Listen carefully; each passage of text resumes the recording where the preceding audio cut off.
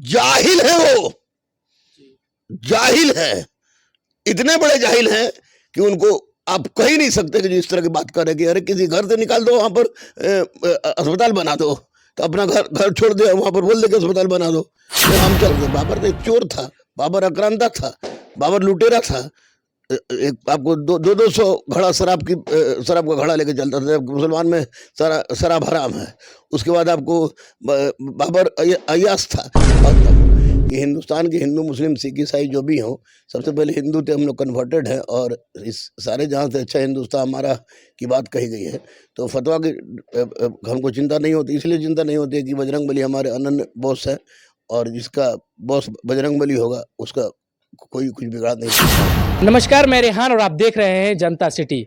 अभी हमारे साथ गुरु रहमान सर है कि जो कि 11 रुपये में मात्र पटना में क्लासेज कराते हैं।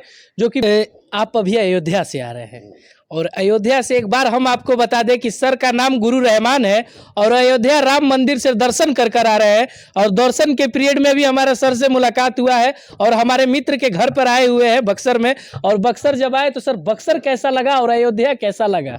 देखिए, बक्सर को तो मैं मिनी काशी मानता हूँ, और है भी ये।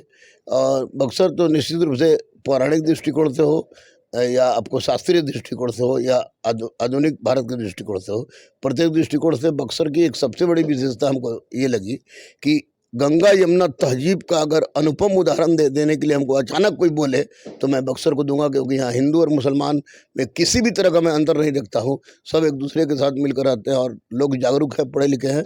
हमारे बड़े भाई रुपये हैं, मनीष भी हैं, एसपी, अभी उनसे बात हो रही थी, उन्होंने कहा कि बक्सर के लोग बहुत अच्छे हैं, बहुत पढ़े लिखे हैं, और जहाँ के लोग अच्छे हों और पढ़े लिखे हों तो निश्चित रूप से वो क्षेत्र महान होता है। बक्सर को मैं बहुत ही पसंद करता हूँ, और बक्सर मैं जब भी कोई बुलाता है मैं बक्सर जरूर आता हूँ।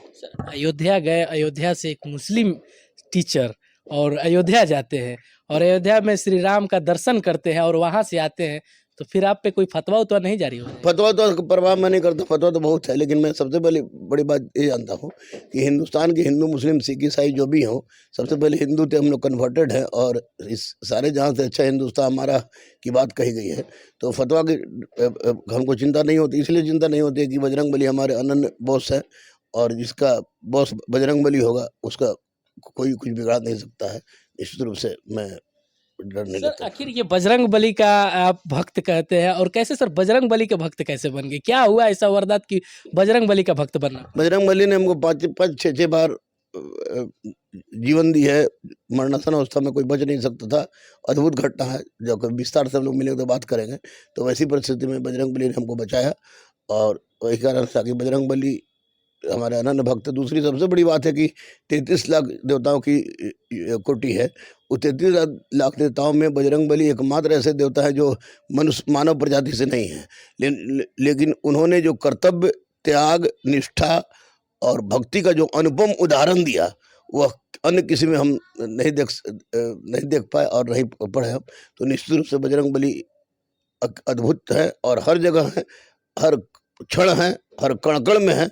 तो निश्चित रूप से बजरंगबली हमारे सब कुछ है। तो बजरंग बली को भी मानते होंगे, तो जाहिर सी बात है कि मस्जिद में जाकर नमाज भी पढ़ते होंगे। देखिए, यहाँ पर हर आदमी को इतना, आज देखिए, आज मैं देख रहा हूँ तो आज जैसे आज पुरुषोत्तम श्री रामलला का प्राण प्रतिष्ठा हुआ, तो प्राण प्रतिष्ठा में मैं देखा कि अयोध्या में भी देखा कि मुस्लिम का मोहल्ला हो तब, हिंदू का मोहल्ला हो तब, हर जगह पर एक अजीब टाइप की खुशी थी, कहीं किसी तरह का तनाव नहीं था। तो स्वाभाविक है कि हर जगह मैं जाता हूँ, मुझे कोई दिक्कत नहीं होती। सर कहीं ना कहीं ये भी बताया जा रहा है कि अयोध्या में मंदिर बना है, तो क्या अयोध्या का विकास हो रहा है? 100% अयोध्या। अब आपको एक बात बता दें कि अयोध्या, आप 1-2 साल के अंदर में आप देखिएगा कि अयोध्या एक इतना अद्भुत नगरी के रूप में गिना जाएगा कि लोग केदारनाथ, बद्रीनाथ तो जाएंगे ही जाएंगे, लेकिन अब लिस्ट में शामिल हो गया अयोध्या। और अयोध्या का अद्भुत विकास हुआ है। अभी भी देखें तो अद्भुत, रेलवे देखिए तो अद्भुत विकास। अंतर्राष्ट्रीय हवाई अड्डा 5 गो था यूपी में, अब 6ठा अंतर्राष्ट्रीय हवाई अड्डा हो गया। और अयोध्या के लोगों के लिए तो निश्चित रूप से ये बहुत बड़ी बात है, और हिंदुस्तान के लिए गर्व का विषय है कि 500 साल बाद, निष्कासन के बाद, हमारे पुरुषोत्तम श्री रामलला अयोध्या में आए हैं, जो कि निश्चित रूप से यह प्रमाणित हो गया है कि जहाँ सत्य है वहीं ईश्वर है। और सत्यमेव जयते। सर कहीं ना कहीं ये भी कहा जाता है कि अयोध्या में बहुत सारे लोगों का ये भी मानना है कि अगर वो मंदिर की जगह कुछ हॉस्पिटल बना रहता या अन्य कोई चीज़ बना रहता तो मंदिर से विकास होगा कि हॉस्पिटल से या किसी कॉलेज से विकास होगा? नहीं देखिए, बात मंदिर मस्जिद की नहीं है। बात ये है कि अगर कोई हिंदू कहे कि हम काबा में मंदिर बनाएंगे तो मैं उसका जबरदस्त विरोध करूंगा। अगर अयोध्या, जिसको कुशौतिया साकेतपुरी के नाम से भी जाना जाता है, अयोध्या पुरुषोत्तम श्री राम की जन्म स्थली है। यह आपको साहित्यिक भी, शास्त्रीय भी और आपको पुरातात्विक दृष्टिकोण से भी प्रमाणित है। और जब जो जिसकी जन्मस्थली है तो वहाँ पर अगर किसी घर में कोई घुस जाए, बोले कि तुम्हारा घर नहीं, उसको हॉस्पिटल बनाएंगे, तो अच्छी बात नहीं होती। जो लोग इस तरह की बात कह रहे हैं कि अयोध्या में मंदिर की जगह पर आपको अस्पताल और विद्यालय बनाना चाहिए, तो उन लोगों को सबसे पहले अपने घर को छोड़ के अपने घर को विद्यालय और अस्पताल बनाते तो ज़्यादा अच्छा होता, क्योंकि पुरुषोत्तम श्री राम की जन्मस्थली है। किसी को घर से बाहर